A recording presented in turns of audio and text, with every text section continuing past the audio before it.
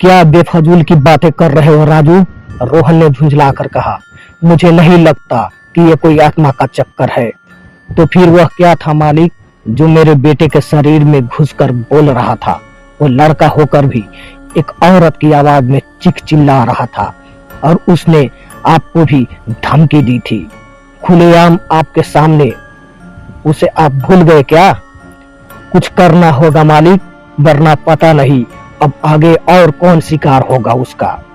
एक पल रुककर फिर कुछ झिझकते हुए उसने कहा, मेरा दिल कह रहा है कि हम उसको जानते हैं मालिक। मेरे ख्याल से ये वही है जिसको हमने।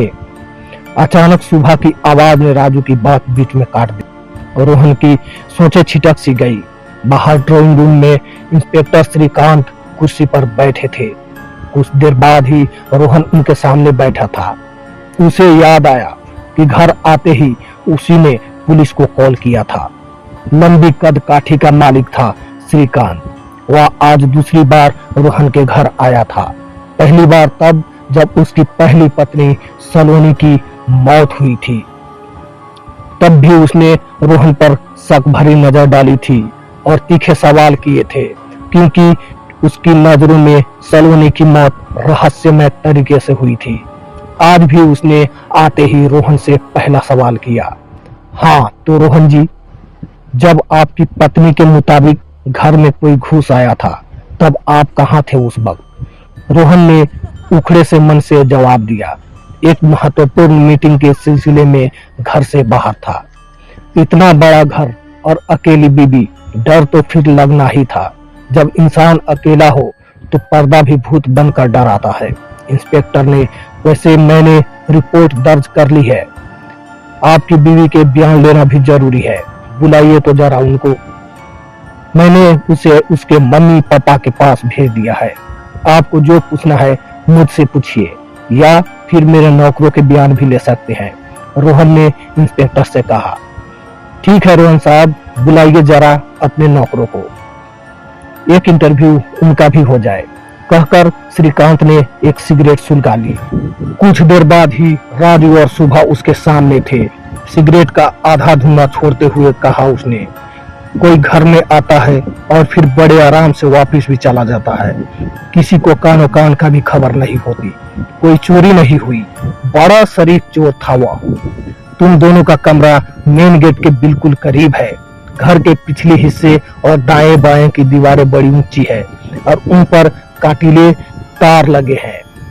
अब बचता है मेन गेट, जिसके ऊपर चढ़कर कोई अंदर घुस सकता है, और वह यहीं से घुसा भी होगा। अब सवाल यह है कि कोई अंदर घुस गया और तुमको कोई खबर तक नहीं हुई। अब बचता है मेन गेट, जिसके ऊपर चढ़कर कोई अंदर घुस सकता है, और वह यहीं से घुसा भी होगा। अब सवाल यह है कि कोई अंदर घुस गया और तुमको कोई खबर तक नहीं हुई, कैसे?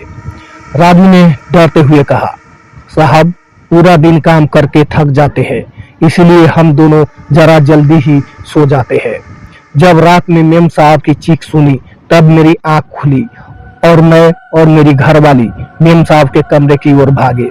इससे पहले कि इंस्पेक्टर कुछ और सवाल पूछ पाता, बीच में बोल पड़ा रोहन, मुझे अपने नौकरों पर पूरा भरोसा है। इनको परेशान करने से क्या होगा? श्रीकांत ने रोहन की ओर देखकर कहा, परेशानियां कभी पूछ कर नहीं आती रोहन साहब। भरोसे शब्द से खिलवाड़ करते रोज देखता हूं मैं लोगों को। अच्छा अब चलता हूं। अपने मम्मी पापा के पास आकर कुछ अच्छा महसूस कर रही थी मंजूला। सबसे पहले वह जी भर के सोई। उसके बाद कुछ खरीदारी करने के लिए बाजार में चली गई। वह मॉल के भीतर कुछ शॉपिंग के इरादे से जा रही थी, तभी उसको किसी ने पीछे से पुकारा। उसने पलट कर देखा तो चौंक गई, क्योंकि उसे पुकारने वाला अनुभव था। वही अनुभव जिसे शादी से पहले वह प्यार करती थी। तुम यहाँ? लड़खड़ाते हुए सवाल पूछा मंजूला ने। मुझे तुमसे बेहद जरूरी बात करनी है मंजूला। अनुभव सीधे मुद्दे पर आ गया। अब बात करने को हमारे बीच बचा ही क्या है? अनुभव बोली, वो हम दोनों के रास्ते अब अलग है। अब हम नहीं मिले तो ही बेहतर रहेगा, हम दोनों के लिए ही समझे। यह कहकर वह जाने लगी। वह आदमी तुमको धोखा दे रहा है मंजू, चिल्लाया अनुभव ने। जिसको पति मानकर तुम पूजा करती हो। मंजूला के आगे बढ़ते कदम रुक गए। क्या बकवास है ये, गुर्राई मंजूला ने। उस आदमी से मेरी शादी को बर्दाश्त नहीं कर पाए तो झूठ का सहारा लेने लगे। क्या सबूत है तुम्हारी इस बेहूदगी का तुम्हारे पास? जानता था तुम यही कहोगी। बोल उठा। तो चलो किसी रेस्टोरेंट में बैठते हैं, फिर तुमको सब कुछ बताता हूँ। ना चाहते हुए भी मंजूला को उसकी बात माननी पड़ी। कुछ देर बाद वे एक रेस्टोरेंट में आमने सामने बैठ गए थे। मंजूला उसे प्रश्नवाचक नजरों से घूर रही थी। अनुभव ने कहना शुरू किया, कल रात को कहाँ थे आपके पति? ऑफिस के किसी काम से शहर से बाहर थे, फीकी मुस्कान के साथ कहा अनुभव ने। कल रात को वह एक लड़की के साथ होटल ओबराय के एक रूम में थे। ये रहा सबूत। यह कहकर उसने अपने फोन में कुछ फोटोज दिखाई जिनमें रोहन और लड़की अलग अलग पोज में नजर आ रहे थे। मंजूला पर जैसे पहाड़ गिर पड़ा। उसने रोहन से ऐसे धोखे की उम्मीद नहीं थी। उसके मुंह से आवाज ही ना निकल रही थी और अनुभव कहता जा रहा था, जिस वक्त रोहन होटल में कमरा बुक कर रहा था, संयोग से वहां मेरा एक दोस्त भी मौजूद था जो तुम्हारे और मेरे बारे में सब जानता था। एक बार मैंने रोहन की फोटो भी उसे दिखाई थी, इसीलिए उसने अपने फोन से यह फोटो लेकर मेरे पास भेज दी। और यह कोई पहली लड़की नहीं है जो रोहन की जिंदगी में आई है। उसको शौक है नई नई लड़कियों से खेलने का। उसकी पहली बीवी सलोनी भी उसके बारे में सब जान गई थी और उसके बाद उसकी मौत हो गई। सलोनी अमीर बाप की इकलौती संतान थी। रोहन की शादी का मकसद ही उसकी दौलत पाना था। उसकी मौत के बाद सारी दौलत रोहन की हुई। तुम सोच रही होगी कि मैं यह सब कैसे जानता हूँ। जिसका दिल टूटा हो वह किसी भी हद तक जा सकता है। मैंने एक जासूसी एजेंसी से रोहन की एक एक जानकारी निकलवाई। पत्थर की मूरत की तरह उसकी एक एक बात सुनती रही मंजूला। उसे यकीन ही नहीं हो रहा था कि रोहन यह सब कर सकता है। अचानक अनुभव पर चिल्लाई वो, अगर यह सब झूठ निकला तो हंसते हंसते फांसी पर चढ़ जाऊंगा। बोल उठा। वाह! एकाएक मंजूला की आंखों में आंसू नजर आने लगे। क्या मिला तुमको यह सब करके? तुम्हें क्या मिला मुझे बर्बाद करके? अनुभव ने भी उससे सवाल कर दिया। आज तुम्हें मेरी बातें गलत लग रही है, मगर एक दिन आएगा जब तुम्हें खुद सच्चाई अपने आंखों से दिखाई देगी। यह कहकर अनुभव वहां से उठ गया और जाते जाते कहा, अगर तुम्हें मेरी कभी भी जरूरत पड़े तो बेझिझक मुझे फोन कर सकती हो। तुम बदल सकती हो मगर मैं नहीं। उसने अपना फोन नंबर टेबल पर रखा और वहां से चला गया। काली अंधेरी रात थी। रात का सन्नाटा चारों ओर फैल चुका था। राजू और उसकी पत्नी अपने कमरे में गहरी नींद सो रहे थे। उनके कमरे के सामने से काला साया गुजर रहा था। रात के 11 बजने को थे। रोहन ने आज कुछ ज्यादा ही शराब पी रखी थी। बिना जूते निकाले ही वह सोफे पर पसरा पड़ा था। कमरे का दरवाजा भड़ाक से खुला और फिर बंद हो गया। इतनी तेज आवाज हुई थी कि नशे में होने के बावजूद रोहन का ध्यान इस आवाज की ओर गया। बड़बड़ाया, कौन है बे? मगर कोई आवाज नहीं। उसने सोचा कि उसने पी रखी है, इसीलिए कुछ भ्रम हो रहा है, मगर उसका ये वहम जल्दी ही मिट गया जब बिजली का बल्ब जलने बुझने लगा और फिर एक धमाके के साथ फूट गया। चारों तरफ अंधेरा ही अंधेरा था।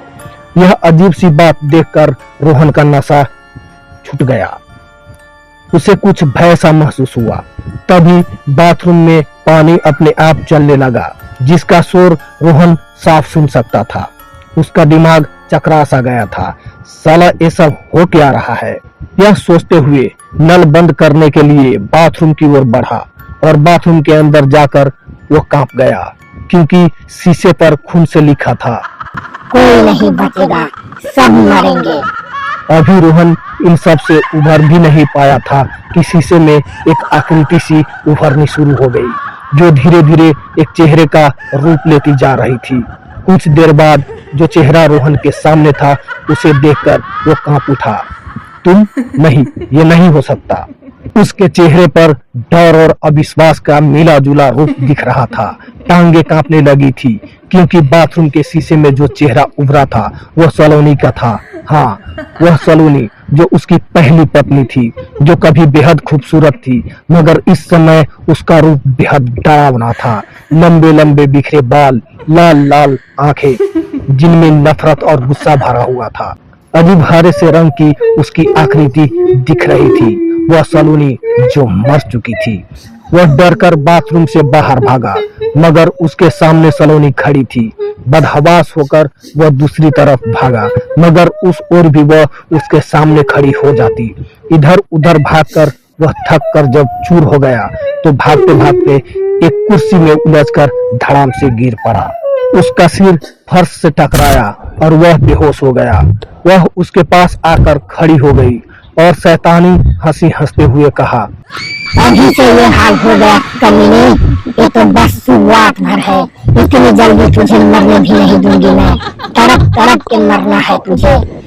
तेरे गुनाहों के भागीदार पहले मरेंगे ताकि उनका अंजाम देखकर तू हर रोज डर डर के मरे। यह कहकर वह वहीं गायब हो गया। रोहन को जब होश आया तो उसने खुद को हॉस्पिटल में पाया। उसके सिर पर पट्टी बंधी हुई थी और वहां थोड़ा दर्द भी हो रहा था। उसके साथ जो हुआ था उस बात का खौफ अब भी उसके चेहरे पर साफ दिखा जा रहा था। उसे होश में आते देखकर राजू और सुभा के चेहरे पर खुशी दिखाई दी। मंजुला भी वहां मौजूद थी। उसने भी रोहन के होश में आते ही राहत की सांस ली। ऐसी खबर सुनकर वह खुद को वहां आने से नहीं रोक सकी। अनुभव की कई बातें भी उसके दिलो दिमाग पर छाई हुई थी, मगर इस समय उसे यह बातें कहने और सुनने का अच्छा वक्त नहीं लग रहा था। अनुभव की बातें झूठ भी तो हो सकती है। हो सकता है वह मुझे पाने के लिए कोई हथकंडा अपना रहा हो, इससे रोहन और मेरे बीच में सब खत्म हो जाए। रोहन ने डॉक्टर और मंजुला को सच नहीं बताया था। उसने उनको बताया कि ज्यादा शराब पीने के कारण उसका संतुलन बिगड़ गया था और वह गिर गया था, मगर उसकी यह बात एक आदमी के गले नहीं उतर रही थी और वह आदमी था राजू।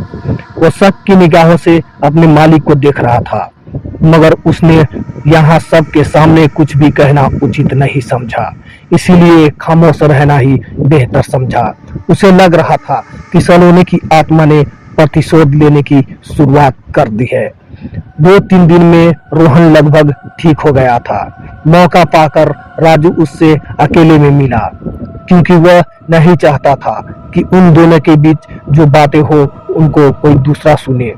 उसने सीधे सीधे मुद्दे पर आते हुए कहा, मालिक, मुझे कहने में कोई हिचक नहीं है कि वह लौट आई है। उसी ने मेरे सौरभ को मारा है और अब हमको भी नहीं छोड़ेगी। वह एक भटकती रूह है जो सलोनी के सिवा कोई दूसरी नहीं है। परेशानी भरे अंदाज में कहा रोहन ने भी। आज से पहले मैं इस बात पर यकीन नहीं करता था, मगर मेरे साथ भी मौत का खेल खेल चुकी है वो। एक बार तो मुझे लगा था कि अब मैं मरने वाला हूँ, मगर मेरी किस्मत अच्छी थी जो मैं बच गया। मगर सवाल ये है कि किस्मत के सहारे कब तक बचेंगे हम। कुछ करना होगा हमें, वरना वह हमें तड़पा तड़पा कर मारेगी। एक उपाय है मालिक, राजू ने कांपती आवाज में कहा। हमारे गांव के बाहर हनुमान जी का एक विशाल मंदिर है जिसमें एक बुजुर्ग संत रहते हैं। बड़ी बड़ी दुष्ट आत्माओं को उन्होंने मार भगाया है, मगर हम वहां चले तो कुछ हो सकता है। मरता क्या न करता। रोहन ने हाँ में सिर हिलाया और कहा, हम कल ही वहां चलेंगे, मगर ध्यान रहे कि सुभा और मंजुला से सिर्फ इतना कहोगे कि घर की सुख शांति के लिए आशीर्वाद लेने जा रहे हैं हम। जो रहस्य आज तक अपने सीने में दबाए हो उसे दबाए ही रखना, वरना हम दोनों में से कोई नहीं बचेगा। मगर उसे यह पता नहीं था कि बाहर दीवार से सटकर खड़ी थी मंजुला और उसने उन दोनों की सभी बातें सुन ली थी। इससे पहले कि रोहन को उसकी उपस्थिति का एहसास हो, वह वहां से हट गई और वापस अपने कमरे में आ गई। दरअसल उसे शक था कि रोहन उससे बहुत कुछ छुपा रहा है, इसीलिए वह उस पर नजर रखती थी। आज जब वह मंजुला को सोते हुए जानकर कुछ चौकन्ना सा होकर कमरे से बाहर निकला तो मंजुला को कुछ शक हुआ और वह उसके पीछे पीछे चली गई। राजू और रोहन के बीच हुई रहस्यमय बातें सुनकर वह हैरान रह गई थी। सलोनी के बारे में सुनकर तो उसकी रूह कांप गई थी। वह प्रेतात्मा बनकर भटक रही है और वे दोनों किसी से ऐसे रहस्य की बात कर रहे थे जिसके खुलते ही वे दोनों नहीं बचेंगे। यह सब क्या राज है? ऐसी अनेक बातें उसके दिलो दिमाग में घूम रही थी। यह सोचते सोचते उसे रात को कब नींद में आ दबोचा उसको पता नहीं चला। नींद में उसे एक ऐसा स्वप्न आया जिसमें सलोनी और रोहन आपस में लड़ रहे हैं। सलोनी ने उसे धमकी सी दी और सीढ़ियों की ओर बढ़ गई। गुस्से से बौखलाया रोहन भी उसकी ओर लपका तथा जोर का धक्का उसे मार दिया। असावधान सलोनी सीढ़ियों से लुढ़कती हुई चली गई। लोहे का एक हिस्सा उसके सिर से टकराया और नीचे पहुंचा था उसका खून से सना जिस्म। कुछ देर तड़पने के बाद उसने दम तोड़ दिया था। जब यह घटना घटी तो संयोग से राजू वहां पहुंच गया था। वह सब कुछ देखकर दहल गया, मगर रोहन ने उसे मोटी रकम का लालच देकर अपने पक्ष में कर लिया। हत्या को मात्र एक दुर्घटना बना दिया गया। पुलिस इंस्पेक्टर श्रीकांत को रोहन पर कुछ शक भी था, मगर बिना किसी ठोस सबूत के वह कुछ नहीं कर पाया। नतीजा हत्यारा रोहन और उसका सहयोगी राजू बच निकले। रही सही कसर डॉक्टर हेमंत कुमार ने पूरी कर दी, जिसने पोस्टमार्टम रिपोर्ट भी रोहन के मन माफिक बना दी। बदले में उसे भी पैसे दे दिए, मगर मरकर भी सलोनी वापस लौट आई अपना बदला लेने। उसने एक हाथ में राजू का कटा सिर ले रखा था जिसमें लहू टपक रहा था। इतना भयानक सपना देखकर नींद खुल गई उसकी। उसने देखा कि रोहन गहरी नींद में सो रहा है। वह अपने सपने के बारे में सोच रही थी। उसने जो देखा क्या वो सच है? क्या सलोनी की हत्या हुई थी, वह भी रोहन के हाथों? लेकिन रोहन ने उसे क्यों मार डाला? ये राज अब तक राज ही था। उसे यह सपना क्यों आया? क्या सलोनी उसे सच बताना चाहती है? नए नए रहस्य खुल रहे थे और मंजुला हैरान परेशान हो रही थी। नींद अब उसकी आंखों से कोसों दूर थी। सुबह का सूरज एक ऐसी खबर लाया जिससे रोहन की सिट्टी पिट्टी गुम हो गई। डॉक्टर हेमंत कुमार की हत्या हो चुकी थी। उसके हाथ पैर टूटकर मुड़े हुए थे, जैसे उनको किसी ने जबरदस्ती मरोड़ दिया हो। जबान बाहर लटक रही थी। आंखों में मरने के बाद भी खौफ झलक रहा था। पुलिस हत्या की जांच कर रही थी, मगर रोहन और राजू जानते थे कि यह काम सलोनी की रूह ने किया है।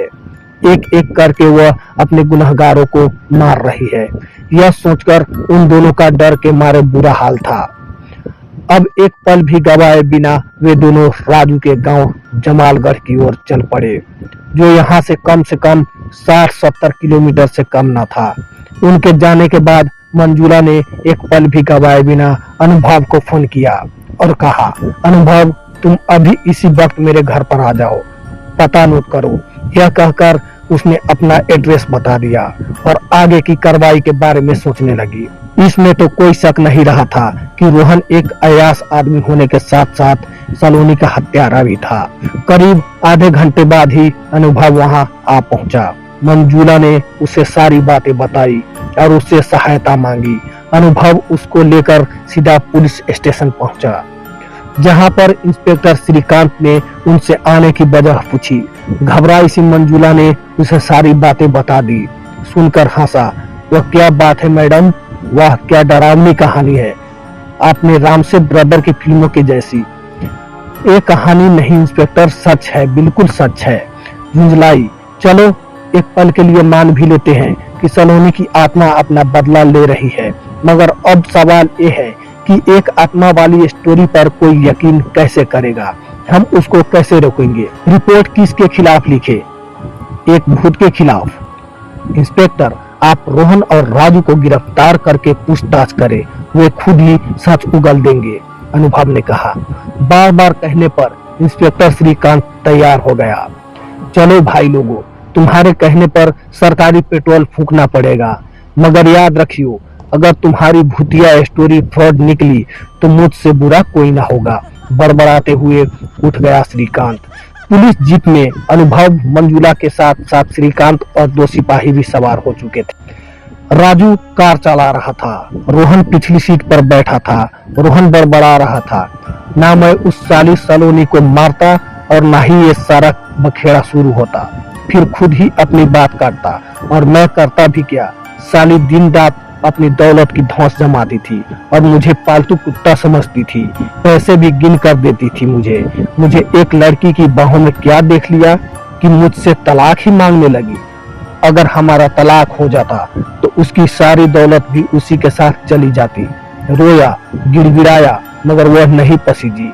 गुस्से में फेंक दिया उससे सीढ़ियों से नीचे। बोलो क्या गलत किया मैंने? मगर राजू सारी की सारी बातें बस सुन रहा था। उसकी यह हरकत अजीब लगी रोहन को। मंजूला का फोन बज रहा था। उसने जब फोन उठाया तो उसके कानों में सुबह की बदहवास आवाज आई। गजब हो गया मेम साहब, किसी ने मेरे पति राजू को मार डाला, यह कहकर रो पड़ी सुबह। और मंजूला हैरानी के सागर में गोते खा रही थी। यह क्या कह रही है नौकरानी सुबह? उसका पति तो रोहन के साथ सुबह ही निकल चुका है, तो फिर वह मरा कैसे? सुबह के मुताबिक घर पर राजू की लाश थी, तो फिर रोहन के साथ कौन है? रोहन का ध्यान राजू पर गया, जो गाड़ी को सड़क से उतारकर कच्चे रास्ते पर ले आया था। रोहन ने कहा, अबे ये कहाँ उजाड़ में ले आया तू मुझे? ये देख, गूगल मैप भी इस रास्ते को गलत बता रहा है। कुछ जवाब देने के स्थान पर पीछे देखा राजू ने, और रोहन के मुंह से चीख ही निकल गई, क्योंकि उसका आधा चेहरा राजू का था और आधा सलोनी का। होश उड़ गए रोहन के, पसीने से नहा गया उसका जिस्म। धीरे धीरे राजू के स्थान पर सलोनी दिखाई दे रही थी। गाड़ी रोको, चिल्लाया रोहन, मगर रोकने के स्थान पर और स्पीड बढ़ा दी उसने। गाड़ी गोली की सी रफ्तार के साथ एक खाई की ओर बढ़ रही थी। खिड़की खोलकर नीचे कूद गया रोहन, और कई कलाबाजियां खाता हुआ उसका जिस्म एक ओर जा पड़ा। घायल होकर कराह रहा था वो, चेहरा खून से लथपथ था, सिर पर मौत मंडरा रही थी। भागती हुई कार गहरी खाई में समा गई और आग के गोले में तब्दील हो गई। उधर इंस्पेक्टर के आदेश के मुताबिक रोहन की फोन लोकेशन लगातार ट्रेस की जा रही थी, और उसी के हिसाब से वह रोहन को फॉलो कर रहा था। अब वह रोहन से ज्यादा दूर नहीं था। रोहन घिसटता हुआ सड़क तक वापस आ गया था और किसी से सहायता मांगने की कोशिश में था, मगर उसे उसकी बदकिस्मती ही कही जाए, उस समय वहां से कोई बाहर नहीं गुजरा। डर से वह इधर उधर देख रहा था कि कहीं फिर से उसकी मौत उसके पीछे पीछे न आए। अचानक उसका चेहरा खिल उठा जब एक कार उसे आती हुई दिखाई दी। वह मदद के लिए चिल्लाया, हेल्प हेल्प, मगर यह क्या? एकदम से उसकी अपनी पीठ पर धक्का सा महसूस हुआ और वह उस कार के सामने जा गिरा। मगर ये क्या? एकदम से उसको अपनी पीठ पर धक्का सा महसूस हुआ और वह उस कार के सामने जा गिरा। एकदम से कार वाला ब्रेक नहीं लगा पाया। नतीजा, कार उसके एक पैर को रोंगती निकल गई। यह सब देखकर कार सवार ने भागने में ही भलाई समझी, और रोहन गला फाड़ कर चीख रहा था। दर्द की एक तेज लहर उसके पैर में उठ रही थी, जो अब टूटकर मुड़ गया था। उसके सामने खड़ी थी सलोनी की रूह, जो उसे तड़पा तड़पा कर मार रही थी। मुझे बख्श दो, गिड़गिड़ाया वो, मगर उसने जैसे कुछ सुना ही नहीं था। उसने एक नजर रोहन की ओर गुस्से से देखा, और उसी समय उसके हाथ पैर बुरी तरह मुड़ने लगे थे। वह दर्द से चीख रहा था, चिल्ला रहा था, और वह हंस रही थी। कुछ समय बाद जब उसकी आंखें खुली तो उसने अपने आप को पुलिस गाड़ी में पाया। अंधेरा छाने लगा था, उसका अंग अंग दुख रहा था, कपड़े फटकर तार तार हो रहे थे, अधमरा हो चुका था वो।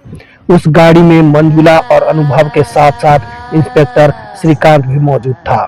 उसने रोहन की इस हालत पर कहा, आपको ऐसे किसने मरोड़ तरोड़ डाला रोहन साहब? ऐसे तो कोई कपड़ा भी ना निचोड़े।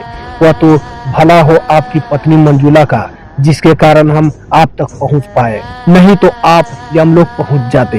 मंजुला को आज रोहन से जरा भी हमदर्दी ना थी, क्योंकि वह एक धोखेबाज होने के साथ साथ हत्यारा भी था। मगर रोहन को अपने जिंदा होने पर आश्चर्य हो रहा था। उसे समझ नहीं आ रहा था कि उसको सलोनी की रूह ने जिंदा कैसे छोड़ दिया, मगर उसकी यह खुशी जल्दी ही उसकी चीख में बदल गई। वो गाड़ी के आगे सड़क पर खड़ी है, चिल्ला पड़ा, मगर उसके सिवा किसी को कुछ दिखाई नहीं दे रहा था। और फिर गाड़ी में बैठे सभी लोगों ने वह नजारा देखा कि वो दहल गए। ऐसा लगा कि कोई अदृश्य शक्ति रोहन का गला दबा रही है। रोहन की आंखें बाहर को उबल पड़ी थी। कुछ देर छटपटाने के बाद उसने दम तोड़ दिया था। सबको जैसे सांप सूंघ गया था। केवल गाड़ी के इंजन की आवाज ही सुनाई दे रही थी। मंजुला चीख कर अनुभव के सीने से लग गई। अनुभव को जैसे सारा जहां मिल गया हो। सबसे बुरी हालत इंस्पेक्टर श्रीकांत की थी। उसके मुंह से निकला, क्या था यह, सपना या हकीकत? क्या सचमुच आत्मा ने अपना इंतकाम ले लिया? दोस्तों, आपको ये कहानी कैसी लगी? अगर आपको ये कहानी अच्छी लगी तो कृपया लाइक, सब्सक्राइब और कमेंट जरूर करें। जल्द ही मिलते हैं एक नई कहानी के साथ। धन्यवाद।